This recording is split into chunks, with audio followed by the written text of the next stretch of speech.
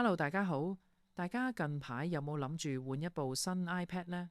我就有咁嘅打算啦。不過喺 Apple 正式發佈之前，我哋一齊睇下最新呢一部傳聞中嘅 M5 iPad Pro 究竟有冇新驚喜先。最近有個俄羅斯嘅科技 YouTuber 叫 Wild Sakom，佢竟然喺自己個 channel 度搶先曝光咗一部聲稱係 M5 iPad Pro 嘅真機。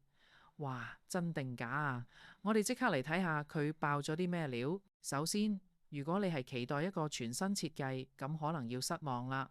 影片入邊部13寸太空黑色嘅 M5 iPad Pro 個樣基本上同而家部 M4 版係一模一樣嘅，都係用返鋁合金機身，行簡約風格，可以話係冇乜新意。相機方面呢，之前傳聞話可能會有雙前置鏡頭。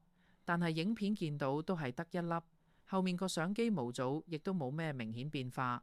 睇嚟今次升級，影相唔係重點，仲有個幾得意嘅細節，就係部機嘅機背竟然冇印到 iPad Pro 或者 Design by Apple in California 嗰啲字。唔知係因為呢部係工程機，定係 Apple 真係想玩極簡風啦。不過呢，有好有唔好啦。好消息係，舊款嘅 Magic Keyboard 同 Folio 保護殼都可以完美用返喺新機上面，咁就幫大家慳返一筆錢。但係反過嚟講，呢點亦都證明咗部機嘅尺寸、厚度、接口位都冇變過，外觀真係冇乜驚喜。哦，仲有啊，窮機個充電器依然係20瓦特，冇升級到，呢點又係冇變到。好。講完啲冇變嘅嘢，係時候講下啲真正嘅升級，啲驚喜喺晒入邊。核心當然係粒 M5 晶片啦。CPU 方面，單核心效能提升咗大約10%，多核心就提升15%。雖然數字上唔算係大爆炸，但都係一個穩定嘅進步。而且 L2 快取由4兆字節加大到6兆字節，處理複雜嘢嗰陣會更加順暢持久。但係真正嘅王牌係 GPU，即係圖形處理。根據跑分 M5 嘅 GPU 性能竟然提升咗大約35%，係35%。呢個對於要剪片、做3D 繪圖或者打機嘅朋友嚟講，絕對係一個巨大嘅升級。畫面同反應肯定會爽好多。仲未完，另一個超實用嘅升級就係 RAM 記憶體。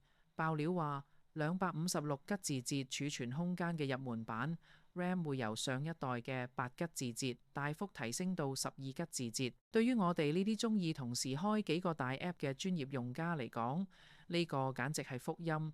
終於唔使成日彈 app 重載啦。好，總結一下，呢部傳聞中嘅 M5 iPad Pro 可以話係一次內在美嘅大升級。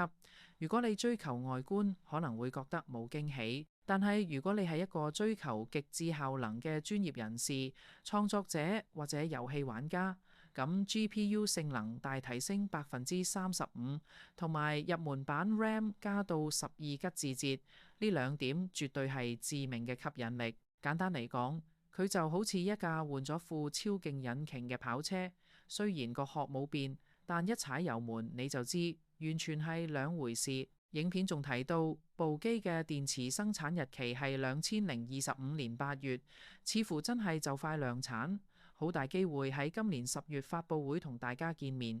咁睇完呢啲爆料，你哋又有冇心動呢？會唔會等埋佢出？歡迎喺下面留言講下你嘅諗法。我哋下次再見，拜拜。